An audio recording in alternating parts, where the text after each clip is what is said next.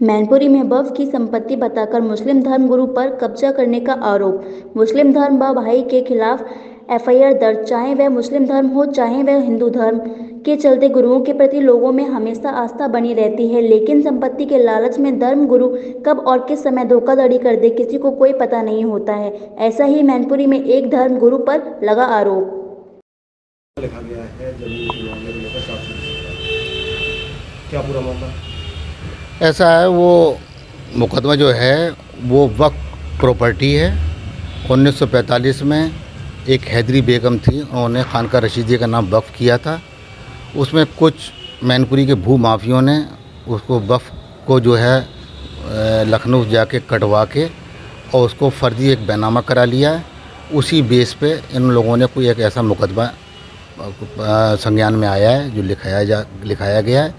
और वो वक्फ की जो प्रॉपर्टी होती है वो किसी एक, जब भगवान के नाम हो जाती तो उसको किसी काटने का किसी को हक नहीं होता है। इसलिए वो वक्फ ट्रिब्यूनल जो बनाया गया है लखनऊ में, उसमें मुकदमा विचाराधीन है। और इसकी एक मुकदमा जो है वो हाई कोर्ट में भी, माननीय उच्च न्यायालय में भी चल रहा है।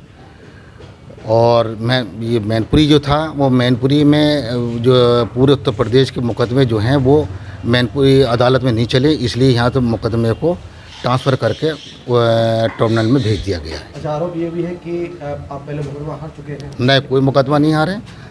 और ये मुसाफिर खाने के लिए जो है, जब बताया जाता है कि मुसाफिर खाने के लिए आपने प्लॉटिंग या पूरी ज़मीन की थी, उसमें क्या था मामला?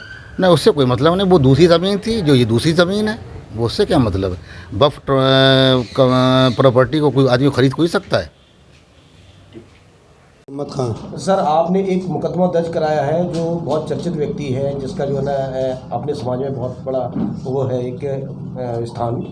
तो सर ये 420 का आपने मुकदमा लिखवाया है, कई धाराएं इसमें की गई हैं, सर पूरा मामला क्या है? ये एक मुसलमानों की ज़मीन है आगरा रोड पे, नारायण धर्मशाला के बगल में। इनसे 2-3-4 साल पहले बबलू मियाँ से इसकी सौदा हो गई थी। फिर इन्होंने किसी बात पे नहीं ले पाए, इनकी सौदा कैंसिल हो गई। उस ज़मीन को हम ले आए। जब हम ले आए तो ये कहने लगे वक्फ की ज़मीन है, वक्फ की, जबकि इन्होंने एक एनसीआर करी है, उसमें साफ कहा है मेरे भाई आफाक अली ने स्वर्गीय इनाम अली की पत्नी हुस्न बानो इफ़ाम अली से खरीदी है। नोटबंदी के कारण मैं बैनामा नहीं करा पाया। उसके बाद ये पैसा वापस लेके आए। इन 35 लाख रुपए के 40 लाख रुपए ये लेके आए। और जब फिर हमने बैनामा करा लिया तो ये फिर उसे कहने लगे वक्फ नगर पालिका में हमारे नाम चढ़ी हुई है, किराया ये वसूल करते हैं। जी, तो क्या कोई मुसाफिर खाने का महत्व है इसमें, को क्या बताया? इन्होंने हमसे ये कहा था कि हम करीब 5 साल पहले ये हम लेके आए थे। तो बबलू मियाँ हमसे बोले कि ऐसा है, हम जमील भाई तुम मत लो, हम इसको लेंगे, इसको आप वापस कर दो तो हम मुसाफिर खाना खोलेंगे। हमने तुरंत ही हमने इनसे कहा 1 लाख रुपये हम दे आएँ, 1 लाख रुपये आप हमारा दे देना, आप खरीद लो, अगर मुसाफिर खाना आप बनाएंगे। हमने इनको दे दी। फिर इनकी सौदा 45 लाख रुपए में मुसलमानों से हो गई। फिर ये खरीद नहीं पाए, किसी बात पे इनकी बात बनी नहीं।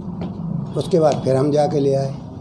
अच्छा, आप मुसाफिर खाना वहाँ नहीं चलता है? आप मुसाफिर क्या वो बेचने की फिराक में है? किराए पे उठा दी इन्होंने बबलू मियाँ से, उसी का ये किराया वसूल करते हैं। सीओ साहब आए भी थे उस दिन, उन्होंने बयान लिए, सब किराएदारों ने ये कहा कि हाँ बबलू मियाँ किराया लेते हैं, ज़मीन हमारी है, हमारे नाम नगर पालिका में चढ़ी है, पैसा ये वसूल करते हैं और कहते हैं वक्फ की, जबकि वक्फ कटा हुआ है। तो क्या चाहते हैं फिर? कौन? आप क्या चाहते हैं, क्या उम्मीद है आपको कि? हम ये चाहते हैं हमारी ज़मीन है, हमको दिलाई जाए, हमको दी जाए। अच्छा, कुछ ऐसे नाम भी है नाम जो हुस्न बानो इफ़ाम अली और आफाक अली, इनका नाम गलत चढ़ गया है।